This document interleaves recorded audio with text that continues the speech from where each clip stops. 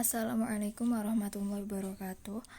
Kepada yang terhormat Ibu Mamluatur Rahmah SPSII MAG dan tak lupa teman-teman yang kami banggakan.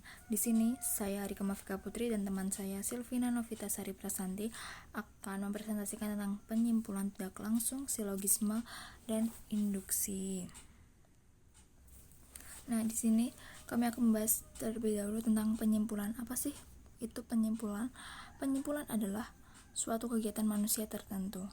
Dalam dan dengan kegiatan penyimpulan itu, seseorang bergerak maju ke pengetahuan yang baru dari pengetahuan yang dimiliki dan berdasarkan pengetahuan yang telah dimilikinya itu. Kemudian, macam-macam penyimpulan. Dari sudut bagaimana terjadinya, penyimpulan itu dibagi menjadi dua. Yang satu itu penyimpulan langsung dan yang kedua itu penyimpulan tidak langsung. Dan di sini kami akan membahas tentang penyimpulan tidak langsung. Penyimpulan tidak langsung. Dalam penyimpulan ini tidak diperlukan pembuktian. Dalam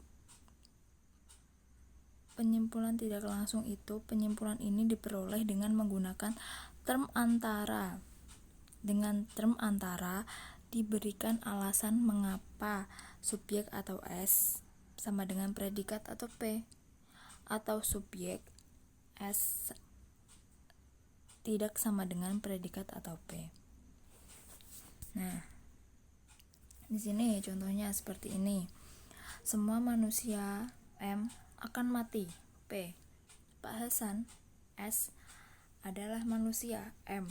Jadi kesimpulannya Pak Hasan S akan mati. P, kayak gitu. Kemudian yang kedua tentang silogisme. Apa sih itu silogisme?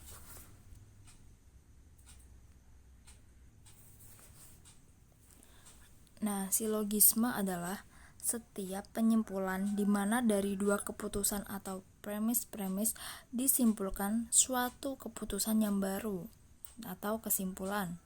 Keputusan baru itu berhubungan erat sekali dengan premis-premisnya. Keeratannya terletak dalam hal ini. Jika premis-premisnya benar dengan sendirinya atau tidak kesimpulannya benar. Nah, di sini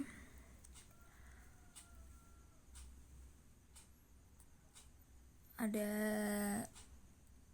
silogisme kategoris. Silogisme kategoris dibagi menjadi dua ya, silogisme kategoris tunggal dan tersusun. Apa sih itu silogisme kategoris? Silogisme kategoris adalah silogisme yang premis-premis dan kesimpulannya berupa keputusan kategoris. Silogisme ini dapat dibedakan menjadi dua ya, kayak tadi ya, silogisme yang kategoris tunggal dan tersusun ini. Yang tunggal itu karena terdiri atas dua premis, kemudian yang tersusun itu karena terdiri atas lebih dari dua premis. Dan di sini kami akan bahas tentang silogisme kategori yang tunggal. Di sini silogisme kategoris tunggal merupakan bentuk silogisme yang terpenting. Silogisme ini terdiri atas 3 term, yakni subjek atau S, predikat atau P, dan term antara atau M. Lanjut ke contohnya ya, silogisme kategoris tunggal. Contohnya kayak gini. Setiap manusia atau M dapat mati atau P, atau M P, kayak gitu ya. Kemudian si fulan S adalah manusia M atau S strip M. Jadi si fulan S dapat mati P atau S strip P. Term major adalah predikat dari kesimpulan atau kata matinya itu tadi. Kemudian di sini induksi. Apa sih itu induksi? Induksi adalah bentuk penalaran dari partikular ke universal. Premis-premis yang digunakan dalam penalaran induktif terdiri atas proposisi partikular, sedangkan kesimpulannya adalah proposisi universal. karena proses penalaran yang ditempuh bertolak dari partikular ke universal atau dari khusus ke umum. Pada hakikatnya, induksi adalah suatu proses generalisasi. Kemudian,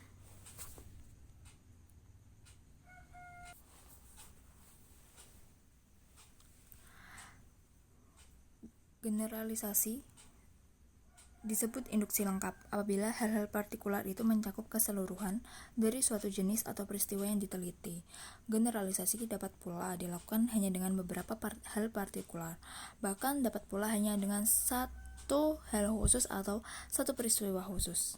Generalisasi yang demikian disebut induksi tidak lengkap. Kemudian menurut John Stuart Mill, pada setiap fenomena merupakan akibat dari suatu sebab yang tersembunyi. Induksi adalah penalaran atau penelitian untuk menemukan sebab-sebab yang tersembunyi itu.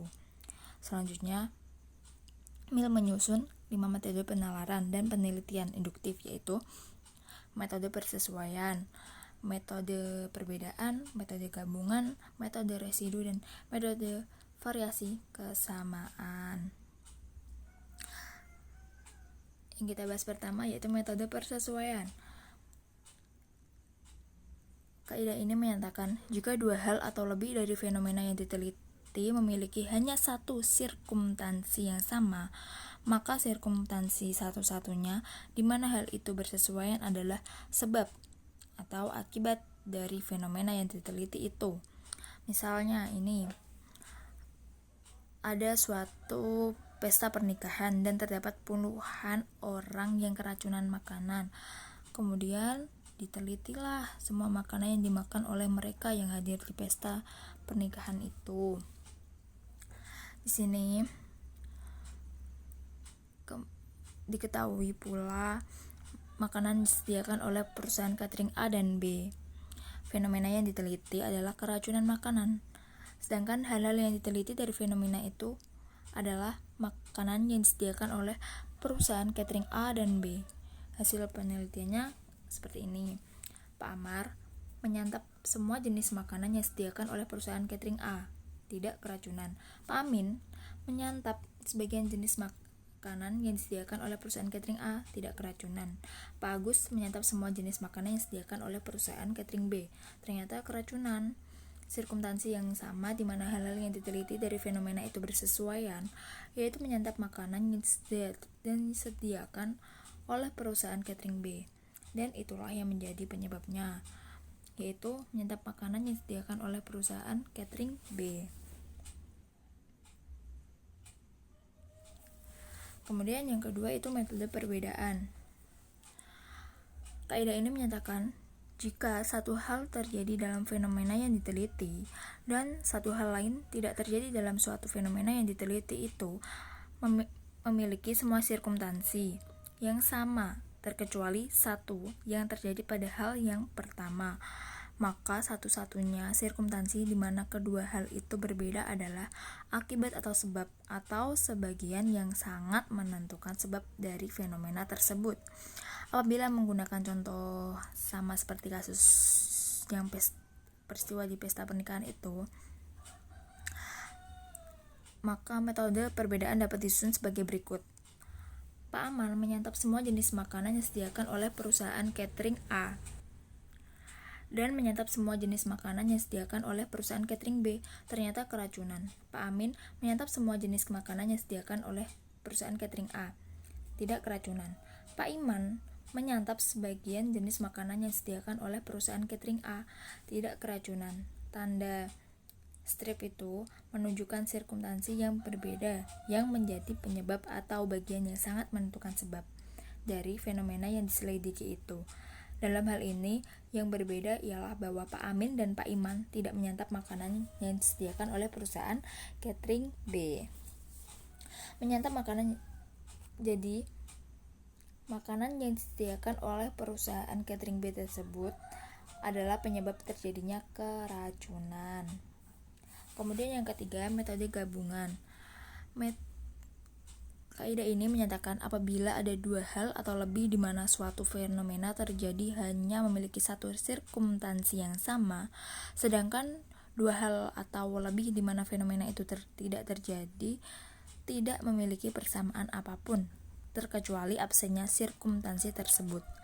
Maka sirkumstansi satu-satunya di mana terdapat kedua hal yang berbeda itu adalah akibat atau sebab atau bagian yang sangat menentukan sebab dari fenomena tersebut.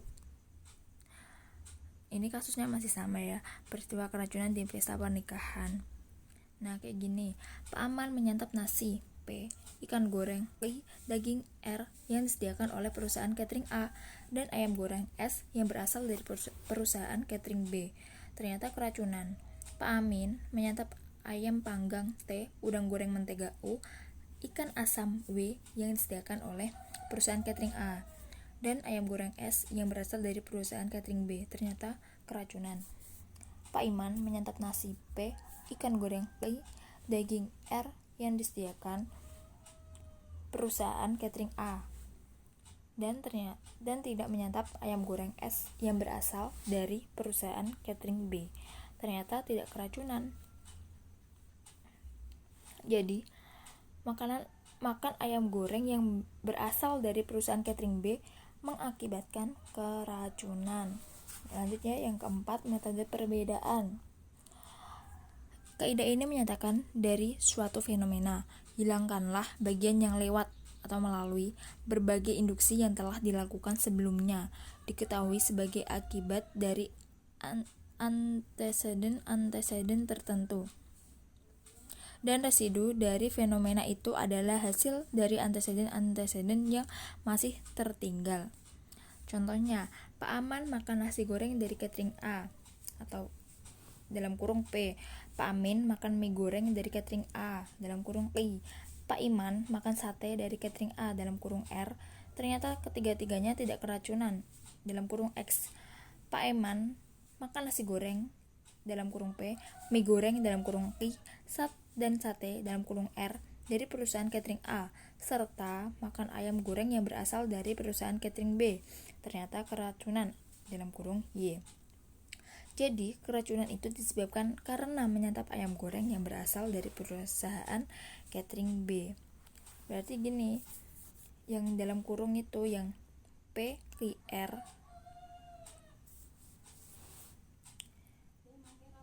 itu jadi keracunannya itu memang disebabkan oleh catering B. Karena apa? Karena Pak Aman, Pak Amin, dan Pak Iman tidak makan dari catering B. Mereka hanya makan dari catering A. Kemudian yang kelima, metode variasi kesamaan. Kaidah ini menyatakan fenomena apapun juga yang dengan suatu cara mengalami perubahan kapanpun fenomena yang lainnya dengan suatu cara tertentu mengalami perubahan adalah sebab ataupun akibat dari fenomena tersebut, atau berhubungan dengan fenomena tersebut selaku fakta yang menyebabkan perubahan itu. Di sini contohnya, Pak Aman makan nasi goreng dalam kurung P, mie goreng dalam kurung Q, dan sate dalam kurung R dari catering A, dan sedikit makan ayam goreng yang berasal dari catering B dalam kurung S min. Ternyata keracunan ringan dalam kurung Y min. Pak Iman makan nasi goreng dalam kurung P, mie goreng dalam kurung Q, dan sate dalam kurung R dari catering A, serta banyak makan ayam goreng yang berasal dari catering B dalam kurung S plus. Ternyata keracunan berat dalam kurung Y plus. Jadi antara ayam goreng yang berasal dari catering B dengan keracunan memiliki hubungan yang kasual.